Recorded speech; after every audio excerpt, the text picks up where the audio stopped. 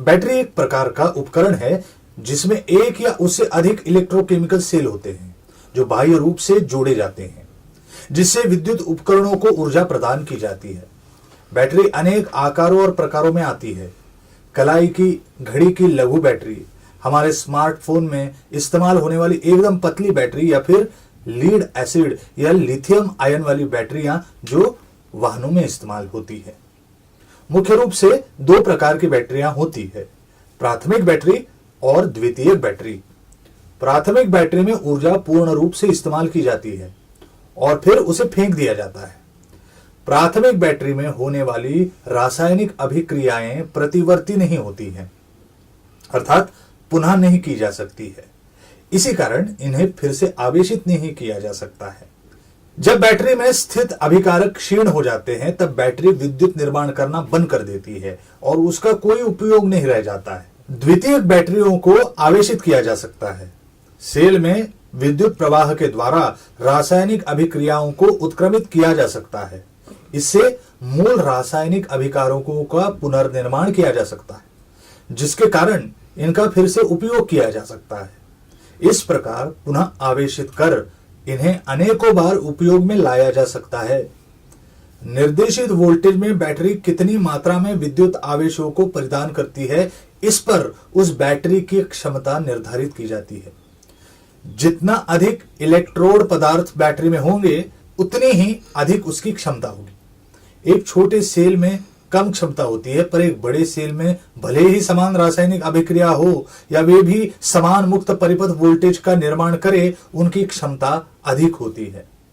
इनके बारे में अधिक जानकारी प्राप्त करें, जैसे उनकी क्षमता, रासायनिक तत्व, वोल्टेज की मात्रा इत्यादि। पानी का उदाहरण। आइए अब पानी के उदाहरण द्वारा वोल्टेज, प्रतिरोधक और प्रवाह को समझने की कोशिश करते हैं। हम बात को अधिक अच्छी तरह से समझे, इसलिए पानी में स्याही के रंग को मिलाया गया है। मान लीजिए हमारी बोतल एक बैटरी है जहां हम एक विशिष्ट प्रमाण में ऊर्जा को संग्रहित कर रखते हैं जिसे बाद में छोड़ा जा सकता है। अगर हम पानी को एक विशिष्ट मात्रा में बहने देंगे तब बोतल के मुहाने पर जो दबाव निर्माण होता है वो नीचे की ओर चला जाता है। हम इसे कम होते वोल्टेज के रूप में देख सकते हैं, अर्थात बैटरी के क्षीण होने के कारण उसके बल्ब का उजाला भी कम होता जाता है। हम देख सकते हैं कि मुहाने से बाहर निकलने वाली पानी की मात्रा भी कम हो गई है। कम दबाव का अर्थ होता है कम मात्रा में पानी का बहना। चलिए इसी के आधार पर विद्युत प्रवाह के बारे में बात करते हैं। इस उदाहरण में पानी का अर्थ आवेश है, दबाव का अर्थ वोल्टेज है और पानी का बहाव विद्युत प्रवाह दर्शाता है। एक प्लास्टिक का पेन बोतल के मुहाने पर लगा है। अंत के खुले मुहाने पर अधिक अनुप्रस्थ काट का क्षेत्र है, जबकि नोक पर वो क्षेत्र कम है। नोक से बहने के लिए पानी को अधिक प्रतिरोध का सामना करना पड़ेगा। इसी के साथ पानी के बहने में भी अधिक समय लगेगा। अगर मुहाना बड़ा हो तो उससे कम प्रतिरोध निर्माण होगा, जिसके कारण पानी का बहाव भी जल्द गति से होगा। बोतल पर लगे मार्क अलग अलग समय को दर्शाते हैं, जो समय पानी को बोतल से बाहर निकलने के लिए लगा है। सैकड़े नोक वाले मुहाने से पानी को बाहर बहने के लिए 25 सेकंड का समय लगा, और जब मुहाना बड़ा था तब पानी को बाहर बहने के लिए 20 सेकंड का समय लगा। अगर दोनों मुहानों को खोल दिया जाए तो चिन्हित भाग तक पहुंचने के लिए पानी को 16 सेकंड का समय लगा। इसमें न सिर्फ प्रतिरोध कम हुआ, परंतु पानी के बहाव के लिए अन्य मार्गों को भी खोल दिया गया। इसी कारण पानी के लिए जो प्रतिरोध था उसका प्रभाव घट गया। अगर हम मुहाने की लंबाई को बढ़ा दें फिर भी ये पानी को प्रतिरोधित करेगा।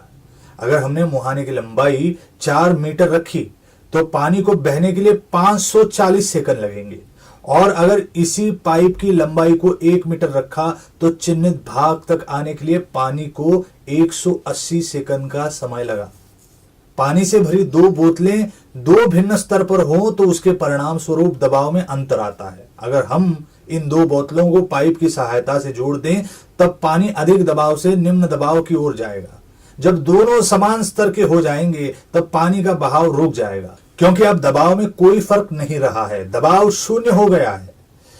इसी के आधार पर हम कह सकते हैं कि जब विभवांतर शून्य होता है तब विद्युत प्रवाह नहीं होता है।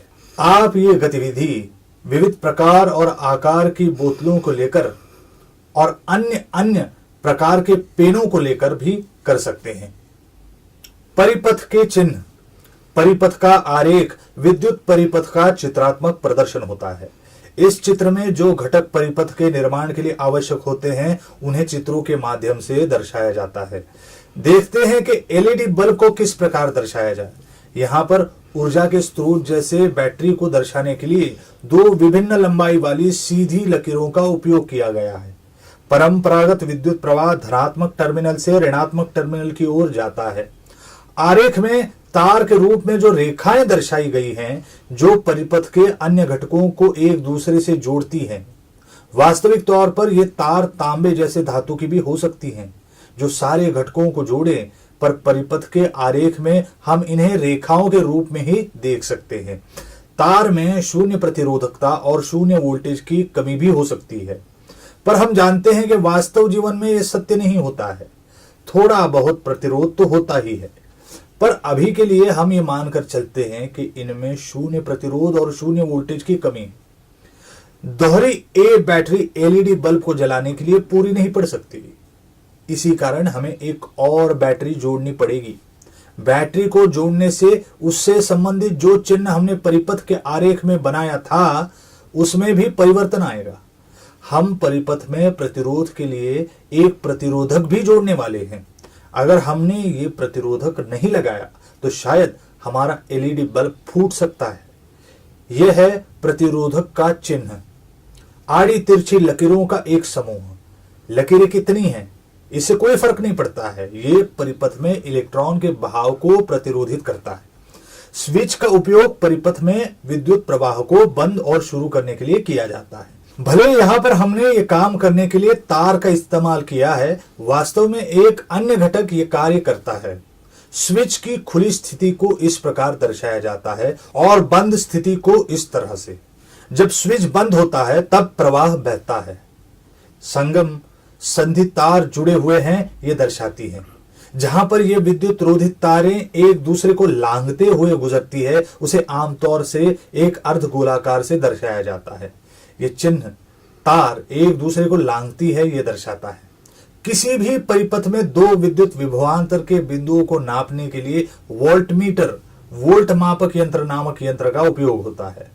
परिपथ के चित्र में वोल्टमीटर को गोले में वी अक्षर द्वारा दिखाया जाता है। वो विभवांतर का मापन करने वाले दो बिंदुओं के बीच में एक समांतर के तौर पर दर्शाया जाता है। अमीटर वो उपकरण होता है जो विद्युत परिपथ में दो बिंदुओं के बीच में हो रहे विद्युत प्रवाह को नापने का कार्य करता है। परिपथ के आरेख में इसे गोले में लिखित बड़े वाले ए अक्षर से दर्शाया जाता है और ये श्रेणी क्रम परिपथ में होता है। जब परिपथ में प्रतिरोधक को दिखाने की आवश्यकता होती है तब रियोस्टैट का उपयोग किया जाता है और उसे इस चिन्ह द्वारा दर्शाया जाता है। दिए हुए स्लाइडर का प्रयोग कर हम प्रतिरोध को कम या अधिक कर सकते हैं। इनका उपयोग वोल्टेज पर नियंत्रण के लिए होता है या फिर परिपथ में बहने वाले विद्युत प्रवाह को नियंत्रित करने के लिए होता है। रियोस्टैट को हमेशा ऊर्जा के नियंत्रक के रूप में उपयोग में लाया जाता है, जैसे विद्युत मोटर की गति को नियंत्रित करने के लिए, प्रकाश की तीव्रता को कम या अधिक करने के लिए, इलेक्ट्रिक ओवन या भट्टियों जैसे उपकरणों में तापमान को बरकरार रखने के लिए। वैसे तो जो तार रियोस्टैट में इस्तेमाल की जाती है वो सामान्यतः तांबे निकल मिश्र धातु की होती है। फिर भी हम 34 गेज की तामचीनी चढ़ी तांबे की तार का इस्तेमाल करके एक सामान्य सा रियोस्टैट बना सकते हैं जिससे हमें उसकी संकल्पना समझने में आसानी हो। गोल प्लास्टिक के मर्तबान को तार से लपेटा जाता है, सीधी रेखा पर चढ़ी परत को हटा दिया जाता है, उसी खुली तांबे की तार में वॉशर को लगाया जाता है। वॉशर को सरकाने से तांबे की तार की लंबाई में फर्क पड़ता है, जिससे प्रतिरोध की मात्रा में भी फर्क पड़ता है। हम इस बदलाव को देख सकते हैं जब इसे इस परिपथ में जोड़ा गया है। जैसे जैसे हम वॉशर को सरकाते हैं एलईडी बल्ब की तीव्रता कम अधिक होती दिखाई देती है। अब आपको भी इन्हीं चिन्हों का प्रयोग करते हुए श्रेणी क्रम और समांतर परिपथ के आरेख बनाने की कोशिश करनी है।